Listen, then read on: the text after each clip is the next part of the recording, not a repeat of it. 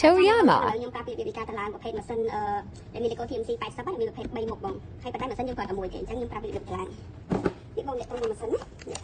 ប្រភេទម៉ាស៊ីនយើងប្រើតែមួយទេប៉ុន្តែយើងប្រើ3មុខនេះប្រភេទកិនសាច់នេះប្រភេទក្លបផ្លែឈើ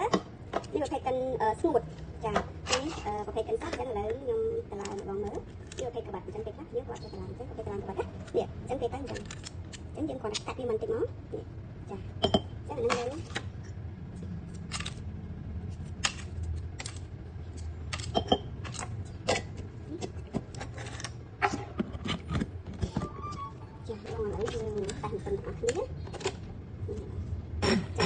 យ៉ាងនេះមានលេខ1លេខ2ហើយមួយទៀតឥឡូវយើងប្រើកាន់សាច់យើងប្រើម៉ាស៊ីនហ្នឹងហើយត្រូវកាត់បិទក្រោបើសិនបើអត់បិទទៅយើងក៏កើតដែរអញ្ចឹងយើងនឹងដាក់នេះ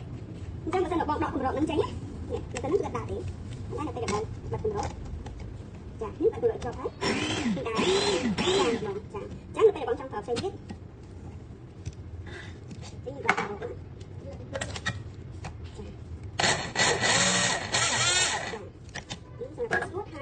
សម្រាប់បងក្លបផ្លែឈើអញ្ចឹងនេះវាមានក្បាលពីនោះអញ្ចឹងប្រហែលទេចា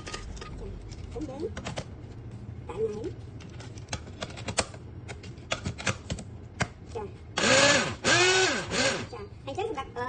ដបទឹកក្លបផ្លែឈើហ្នឹងអញ្ចឹងយើងអាចដកទៅវាមកហើយយើងមកហូបយើងអាចញ៉ាំបានដែរពេលក្លបផ្លែមិនបាច់ចាំដូរទេគឺយើង